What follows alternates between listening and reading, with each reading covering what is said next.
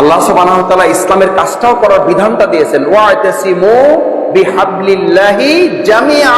জামিআ জামিআ বুঝেন? এই একসাথে ঐক্যবদ্ধভাবে, একলা একলা পারবে না। সূরা নমল পিঁপড়ার একটা সূরাই নাজিল আছে।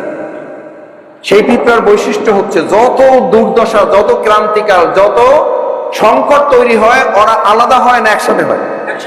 আর মানুষই একমাত্র জাতি, যত সংকট হয়, যত বিপদ হয়, তত কি হয়ে যায়? আলাদা হয়ে যায়। এই কারণে বিপদটা আরো কি করে?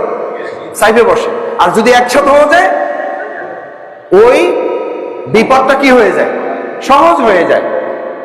আল্লাহ সুবহানাহু ওয়া তাআলা আমরা ঐক্যবদ্ধভাবে এই দায়িত্ব পালন করার জন্য, মাদক মুক্ত একটা বাউফল করার জন্য এই এমপি সাহেবগণ, আমি কিন্তু গতকালকেও বলেছি, আজকেও বলছি, পাবলিক ফিল্ডে আমি বলছি যে এমপি আপনাদের আমি বানাই, আমার দায়িত্ব শেষ।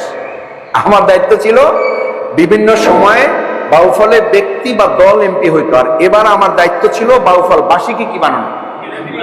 আমি এটা পারছি না, পারি নাই, ব্যাস, তাহলে আমার দায়িত্ব শেষ।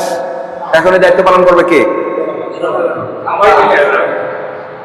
আপনাদের সাথে আমি একজন কর্মী হিসেবে থাকবো, কিন্তু দায়িত্বটা পুরা ভার আমার উপরে নাই। কিন্তু কারণ আগে আমি বলে নিচ্ছি যে এবার কিন্তু এমপি ব্যক্তি হবেন, এবার এমপি হবেন আপনারা সবাই। আপনারা সবাই এমপি হয়ে গেছেন, এখন দায়িত্ব আপনাদের সবাই। ভালো হইলেও আপনাদের, মন্দ হইলেও আমার কিছু নাই ভাই। আমারে 5 বছর পর ধরতে পারবেন না। আমারে ধরতে চাইলে আমি বলবো যে ঠিক আছে, এইবার যেহেতু 5 বছর হইয়া আপনারা পারেন নাই, আল্লাহ যদি আমার বাঁচাই রাখে, ওই 5 বছর পর আমি যেই বলবো, তাহলে আপনারা যেহেতু পারেন না, এবার 5 বছর আমার একটু দায়িত্ব দিয়ে দেখেন। এটা বলার দরকার আছে না? এটা আমরা বলবো না ইনশাআল্লাহ। আমরা সবাই পারবো ইনশাআল্লাহ। ইনশাআল্লাহ আমাদের পারতে হবে। এটা আমাদের প্রয়োজন, আমাদের সন্তানদের বাঁচাতে হবে। এটা আমাদের নিজেদের প্রয়োজন, এটা করতে হবে। এটার জন্য আপনারা সচেতন হবেন ইনশাআল্লাহ। এলাকায় প্রশাসনকে সহযোগিতা করবেন, তথ্য দিবেন। আমাদের সন্তানদের জানলে তাদের আদর স্নেহ করে তাদেরকে এখান থেকে সরাবেন।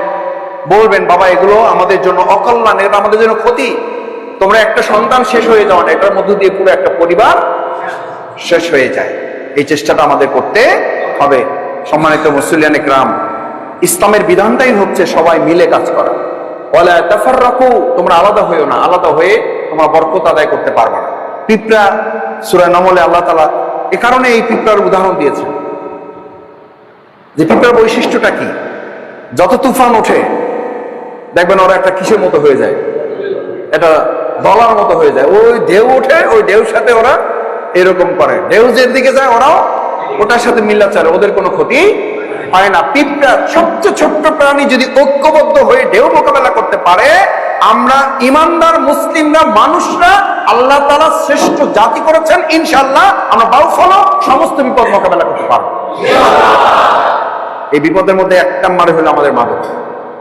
এই মাদক শুধু আমাদের সন্তানদের নষ্ট করে না, আমাদের সমাজটা শেষ করে দেয়। এই মাদকের কারণে চুরি ডাকাতি বেশি হয়।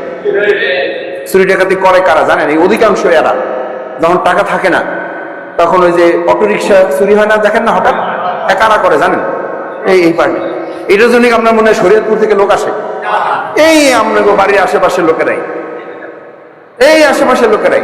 যখন নেশা ওঠে, যখন তার এডিকশন তৈরি হয়, তখন তো সে কার ব্যাটারি আর কার রিক্সা, সে তো বাথরুমের দরজা খুলে নিয়ে চলে আসে, জানেন না?